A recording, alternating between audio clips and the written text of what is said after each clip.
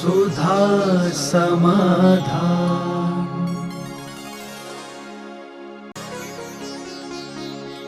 नमोस्तु गुरुदेव।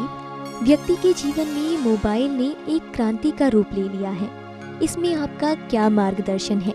हर व्यक्ति दुखी है, लेकिन हर व्यक्ति उसके बिना जी नहीं पा रहा है। ऐसी दशा हो गई इसकी। लिखा है तम्बाकू स्वास्थ्य के लिए हानिकारक है, पढ़ने के बाद भी वो वही खा रहा है जिसने लिखा था। डॉक्टर स्मोकिंग करते हैं। मैंने एक डॉक्टर थे, मलिक डॉक्टर थे राजस्थान में, निहाल जी पहाड़िया, उसको लाया कर, चैनल स्मोकर था। तो मेरे पास आए तो उस दिन मैंने किसी से वो सिगरेट का पैकेट मंगवा लिया था, भरा नहीं, खाली रख लिया। तो मैंने उनको दिया। मैंने कि मलिक साहब ये क्या लिखा है, ये किसने खोजा? बोले महाराज हम लोगों ने खोजा, डॉक्टरों ने खोजा। तो मैंने कहा इस पर लिखा है स्वास्थ्य के लिए हानिकारक है। तो मैंने कहा आप लोगों ने लिखा और आप लोग चैनल स्मोकर हैं। बोले महाराज जी ये सत्य है, उस सत्य तक हम नहीं पहुंच पाए, ये हमारी खुद की कमजोरी है। अब ये इतनी कमजोरी बन जाए, कितनी चीज़ें हैं जो व्यक्ति बुरा मानता है, लेकिन इतना व्यसनी हो जाता है कि वो मजबूर होकर के भी मरना पसंद करता है। चैनल स्मैक्सी वाले होते हैं, शराब वाले होते हैं, ये जान रहे हैं कि मैं मर रहा हूँ, मरूंगा, लेकिन वो नहीं छोड़ पाते। ऐसे ही मोबाइल एक ऐसी क्रांति, मोबाइल का तो दुर्भाग्य। अरे तुम्हारे बालक तो छोड़ो, इस मोबाइल के आकर्षण में तो बड़े बड़े मुनिराज आ रहे हैं। मुनिराजों को भी हवा लग गई है, एक एक नहीं दो दो मोबाइल रखते हैं और उससे भी वो परहेज नहीं कर पा रहे, इतना आकर्षण बढ़ रहा है। तो अब इस आकर्षण का लौटाना तो मुश्किल है। हम बहुत लोगों से कहते हैं, लेकिन वो मानने को तैयार नहीं है आज दुनिया। बस अब एक ही बात है, ठोकर खा के लौटेंगे। जब बहुत ज़्यादा नहीं, 20-25 साल और हो बस। कितने साल हो गए मोबाइल को? 10-15-20 साल ज़्यादा था। 50 साल के बाद विज्ञान का हर आविष्कार साइड इफेक्टेड होगा, और विज्ञान करेगा, विज्ञान चार्ज लगाएगा कि मोबाइल बंद करो। ये जो सारी रेजें फैल रही हैं, इनको रोक लगाना पड़ेगा, मना करना पड़ेगा, सरकार बंद कराएगी, कोई दूसरी स्कीम निकालेगी। तो अब आज तो हमारे उपदेशों से तो लौटना बहुत मुश्किल है, और इसकी बहुत बुरी। और सबसे बड़ी चीज़ है कि हर चीज़ में टीवी और मोबाइल ने भोजन हराम कर दिया। आज कोई व्यक्ति इतनी आदत, भोजन के समय भी टीवी देखता है, ईमानदारी से भोजन भी नहीं करता। क्या पचेगा उसको भोजन? भोजन का अनादर है। भोजन में उपयोग होना चाहिए, लेकिन उपयोग भोजन में नहीं रहता। वो सामने टीवी देखता है और खाता रहता है, कचड़ा से पेट भर लेता है।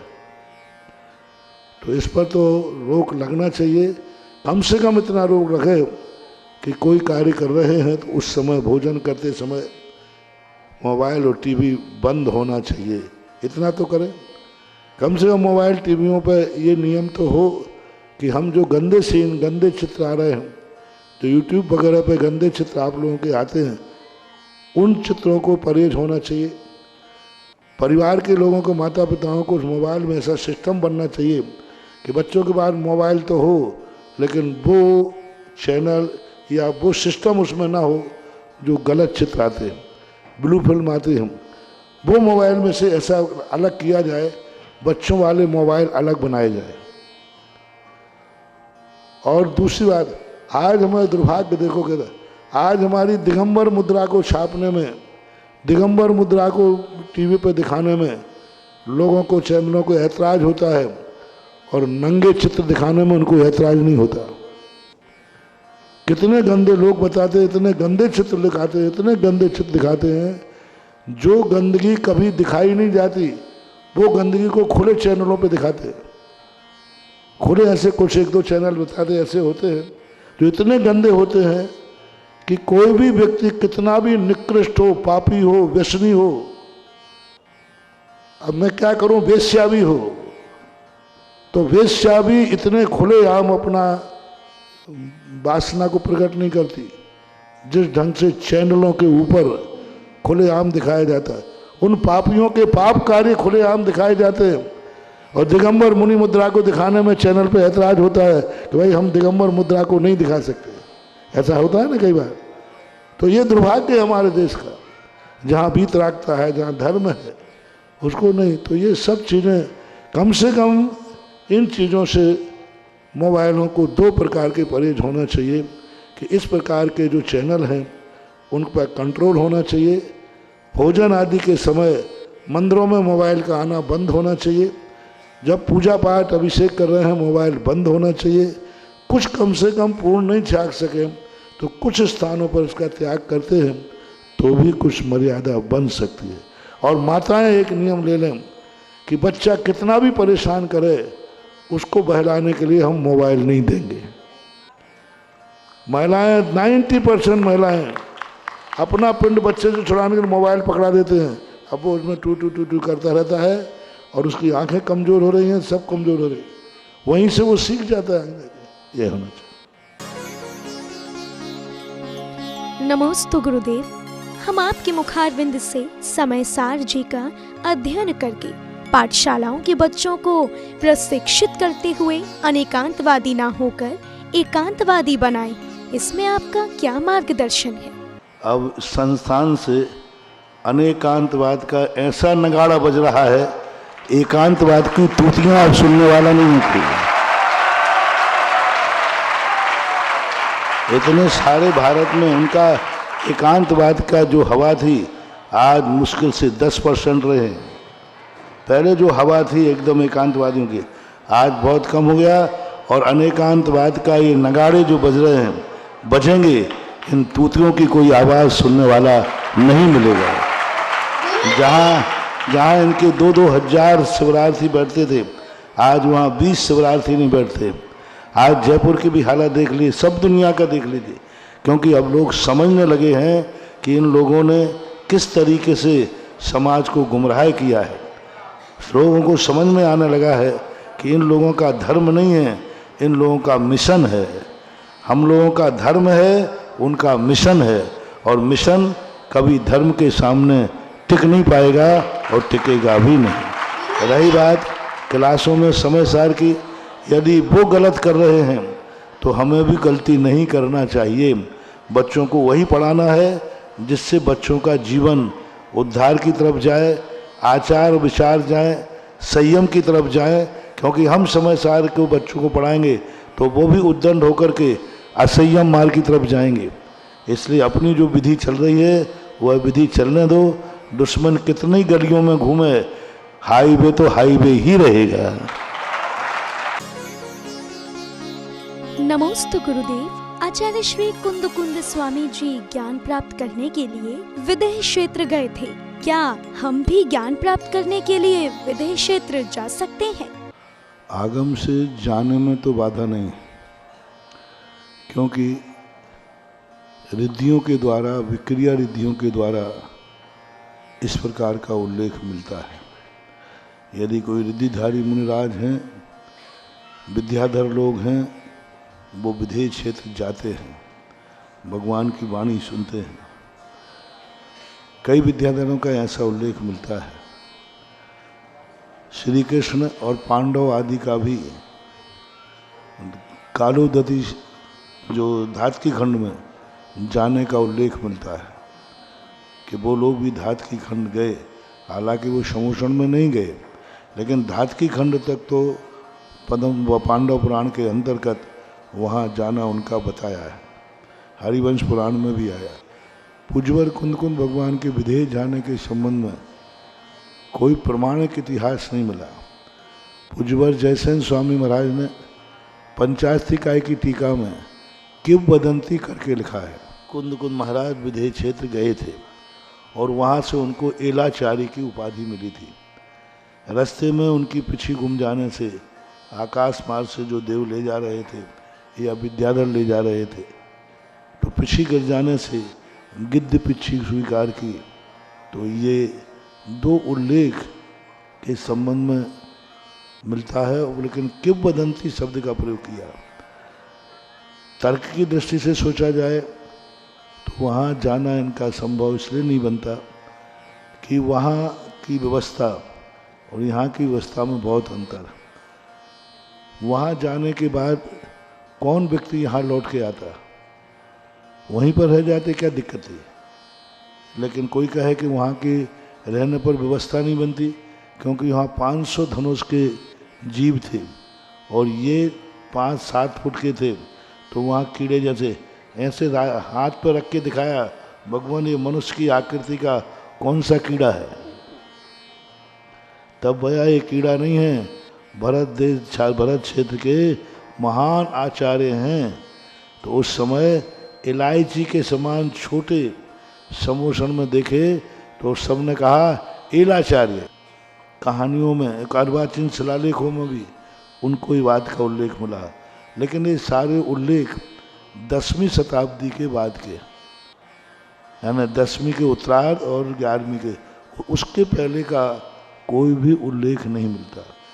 दूसरी सबसे बड़ी बात, बार बार जिनेंद्र भगवान का नाम ले रहे हैं कि ऐसा, तो एक बार भगवान कह देते कुंदकुंद स्वामी मैं खुद साक्षात सिमंदर भगवान से यह ग्रंथ सुन करके आया हूँ। इससे उनकी कोई मान नहीं बढ़ रहा था। जिनेंद्र भगवान ने ऐसा कहा, तो एक बार कहते थे सिमंदर भगवान ने ऐसा कहा और मैं खुद सुन के आया हूँ। इससे धर्म की प्रभावना होती, प्रमाणिकता होती।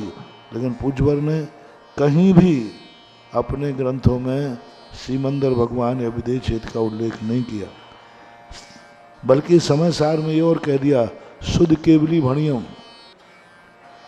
मैं कौन सा वंदित तो सभ्य सिद्धे ममल मनोवंगदम बहुत चामी समय पाहुण मृणमो शुद्ध केवली भणियम। अब शुद्ध केवली भगवान ने कहा है तो सिमंदर भगवान कह देते ना, जिनेंद्र भगवान ने जो कहा है वो मैं कह रहा हूँ। शुद्ध केवली कहना बता रहा है कि सिमंदर भगवान के समोसन में श्री भगवान कुंदकुंद स्वामी नहीं गए और उनके सुनने के बाद समय सार नहीं लिखा गया। तो ऐसा लगता है कि वो शायद नहीं गए हैं। एक अति श्रद्धा किसी के प्रति हो जाती है तो ऐसा भाव आता है, ऐसा लोग कह देते हैं। नमोस्तु गुरुदेव। जो व्यक्ति मंदिर की संध्या आरती में ना आकर मनोरंजन करने के लिए बाजार चले जाते हैं, तो उन लोगों के लिए आपका क्या मार्गदर्शन है? यदि मेरा बस चले तो सबको शाम को सारा मार्केट बंद करा के मंदिर में बैठा दो। हाँ, मेरा जो यदि चल जाए तो मार्शल लॉ लागू करूँगा कि कोई भी व्यक्ति रात्रि में बाजार नहीं खोलेगा। कायदा से जैनागम में रात्रि में मंदिरों में कोई अनुष्ठान है ही नहीं। हमारे यहाँ सुबह का जैसे मंदिर है ना, भोजन के पहले करने का प्रावधान है, शाम का मंदिर शाम के भोजन के पहले करने का प्रावधान है। शाम का भोजन शाम के भोजन करने के पहले मंदिर जाने का प्रावधान है, जैसे सुबह का होता है, जैसे सुबह का आप करते हैं। पर अब वो व्यवस्था तो आज बन नहीं सकती। चलो भाई भोजन करके आ जाओ।